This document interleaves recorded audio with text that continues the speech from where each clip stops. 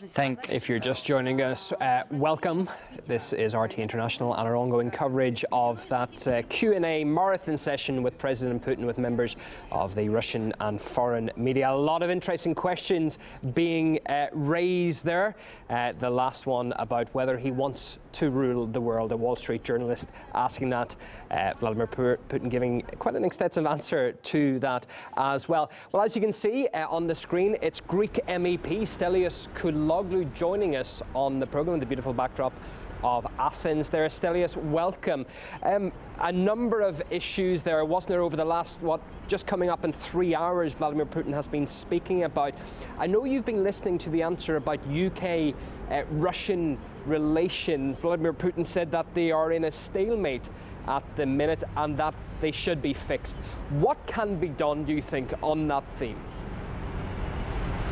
On the UK-Russian relations, if I got the question that was one of the questions. Correctly.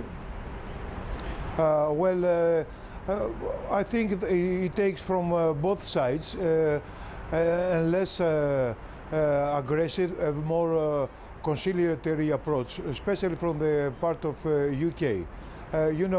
We don't need a new Cold War. And some Western countries are pushing for a new Cold War, for a new arms race, producing more arms, buying more arms. This is not in favor of the people in the Western countries. They are suffering from the austerity policies that are feeding the extreme right. And also Russian people that are facing austerity measures, taxation. They need more measures for prosperity, no more arms. So we have to stop. We have to stop the uprising. We have to stop the war, the Cold War, and return back to normality. Find a new era. Look at the future, taking into consideration the future of our children, not looking always at the back. At the era of the Soviet Union and the two superpowers, competing for international world influence. Yeah, the reason I bring up that question is because one of the backdrops to it is that it's one of the excuses given for sanctions to be piled on countries such as Russia. When something negative happens, then you must punish with sanctions, and that has been increasingly used on nations, Russia, Iran, etc. Also, we could say Greece by the European Union, of course, when it comes to the notorious bailout. In terms of sanctions, do they work? No, they don't work. This is that is the history, of sanctions. Now we are living in a world of sanctions. This is part of the new Cold War atmosphere. Sanctions from against Russia, against China, and then China against United States, and so on. No, we don't need a world of sanctions. This is unnecessary and it's stupid. Nobody benefits from sanctions. Neither the people they are imposing sanctions, and they have also enterprises, business. They are not working anymore, nor for the countries they are facing sanctions. And I think the political elite in those countries, whether they are imposing sanctions or suffering, they are not, confronting sanctions, they are not suffering. Normal people are suffering, and the people they are always thinking about sanctions, they have to change their state of mind, the way they are thinking. We need more sanctions, we need more prosperity. The marathon Q&A, which is still ongoing with Vladimir Putin, it ranges from the trivial asking about his marital status to the really big issues. One of them is about the INF treaty, the nuclear pact which has been put in place between Russia and the US since Cold War times. The US has now threatened to pull out of that. Vladimir Putin saying that if, God forbid, something like that were to happen, it would lead to the end of all civilization and maybe also the planet. Playing fast and loose with something so crucial is essentially what Vladimir Putin is saying about the US leadership. Your thoughts on that? I have a very special noise, and I could not, I'm sorry, I could not get the question properly, you know. Just speaking about the nuclear pact treaty between Russia and the US, Donald Trump has threatened to pull out of that. It's a huge issue. Yes, Just wanted to know your thoughts. Oh yeah, this is again a catastrophic event, you know, if it goes that way, you know. This is again will end up in a new arms race, because of course Russia is forced to follow the same path. Who is going to benefit from that? The voters, they voted for Mr. Trump for having a better future, having works, you know, reanimating the economy. No. Some companies, they're only producing arms, but the economy will suffer. And the same goes with Russia and the Russian people. Russian people do not need more arms race. No more arms. Less arms, more jobs. Okay, just before you came on air, we listened to an answer from the Russian president about the yellow vest protests in France, asking what was the reason for them breaking out. Vladimir Putin said that there's a deep reason. The planned increase of fuel tax was only a trigger for the protests in France, leading to the spillout of general dissatisfaction. Those yellow vest protests, we saw them going to other countries as well, but particularly breaking out in France. Your thoughts of what is occurring there? Maybe the next one. In the 19th century, there was this confrontation between the Anglo-Saxon world and the Russian world. Has it changed now or not? Regrettably, as Marx said, the birth marks of the past persist. Well, I do hope something is going to change for the better. One way or another, we'll hit the bottom, and we'll see that we'll have to spring up from this bottom to go up, to have a breath of fresh air, and to think clearly as to how we are going to live further. Whether a meeting is going to happen, I don't know.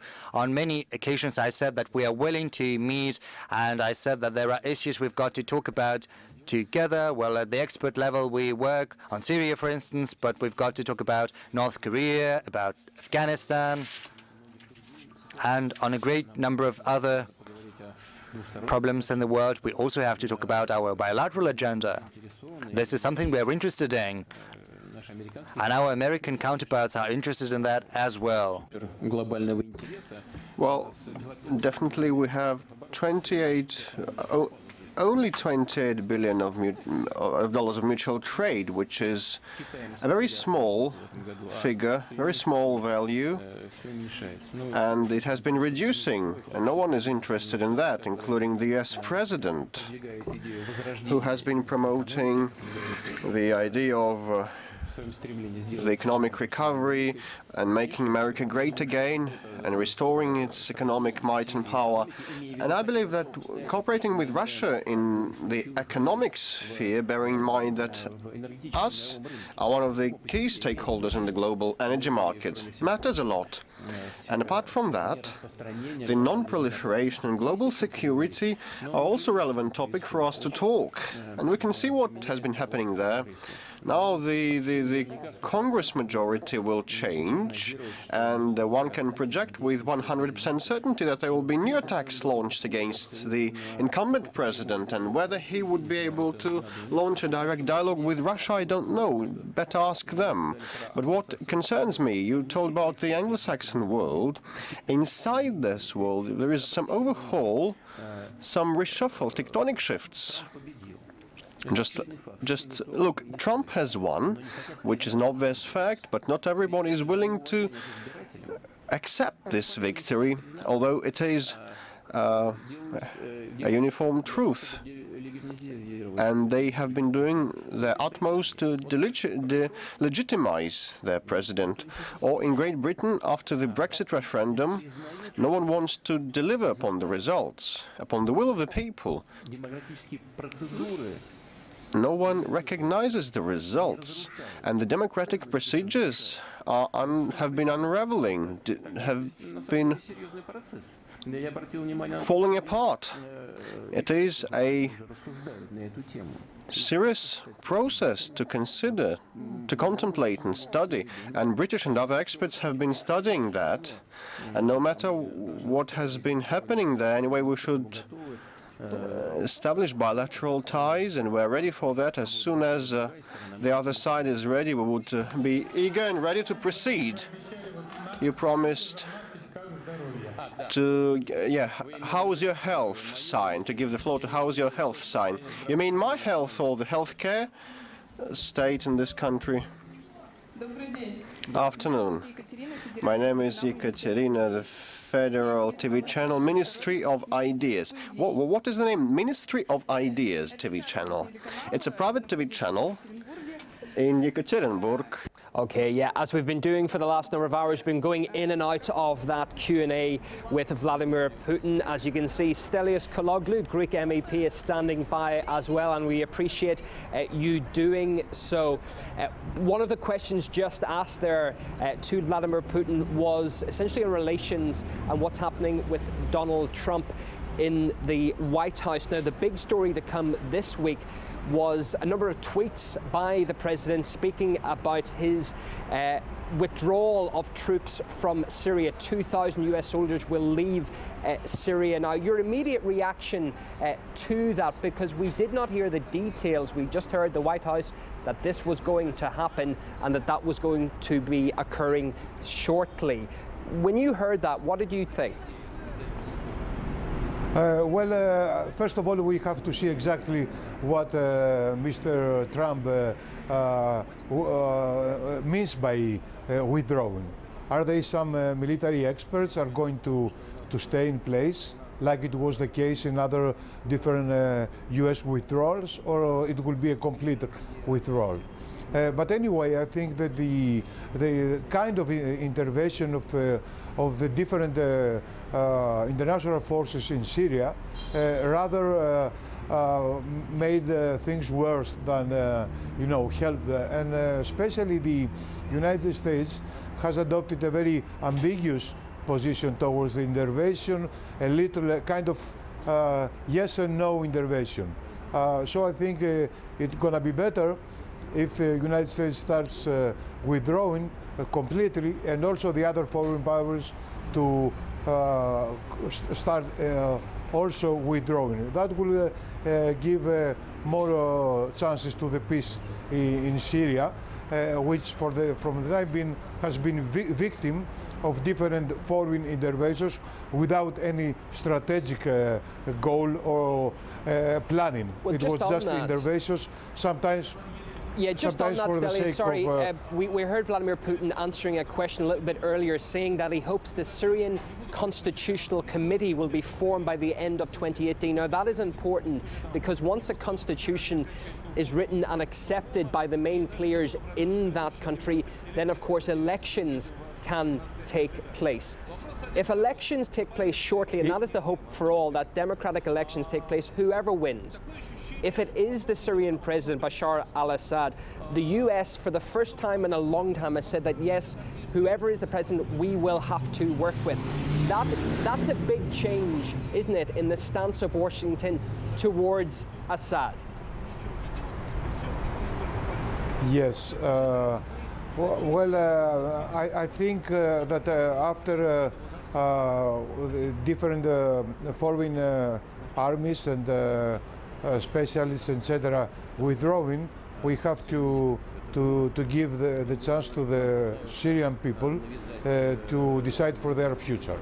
For the time being, they have been victims. The country is devastated completely. As you know, Stelios, sorry, we just have to interrupt you. I'm sorry about that, but there's a question now Vladimir Putin is answering. It's an interesting one. Let's listen. But about the health of our athletes, But we have had facts of doping. We should concede that, admit that, and we should accept it has been our guilt. We haven't been able to fight doping successfully in the past. And probably the public structures are to blame on that, and they should have worked better and tried harder. Have we cleaned ourselves up? I think not fully, not completely, despite the fact that we have provided good practices and standards. We need better quality of procedures and services, but it's not uniquely our problem, because doping is used worldwide. And now we're having a WADA Commission visit. Currently they are in talks with our Ministry of Sports. They are investigating the probes and samples and materials, looking into those. And I think there is some element of politicizing now. I hope it's gonna be past in future. We'll turn the page. We've been working for quite a long, and we've been here for more than 3 hours. Probably we should conclude. In this respect, in this regard, colleagues, please be quiet. Otherwise, we'll call it a day. In this regard, I suggest, like, we have 3 veterans here, the federal Russian journalism veterans, Terehov Interfax, Gamo from Komsomolskaya Pravda, and Kondratyev NTV channel. So, in closing, let us... Okay, Vladimir Putin there seems to be fielding a number of the last number of questions according to what is happening. It seems as if they have picked out who'll be asking the last number of questions. Just over 3 hours, 3 hours 15 minutes now, that Q&A session ongoing. Stelios Kouloglou, Greek MEP, is still on the line from Athens. You've been very patient. Thank you so much for staying on there. His last answer there, Vladimir Putin speaking about doping, and really the response from not only the anti-doping global community, but other states as well, other governments, and how that is perhaps been a little bit different for Russia and for other nations as well. Yeah, not sure Stelios can hear me at the moment, but just to recap there, one of the answers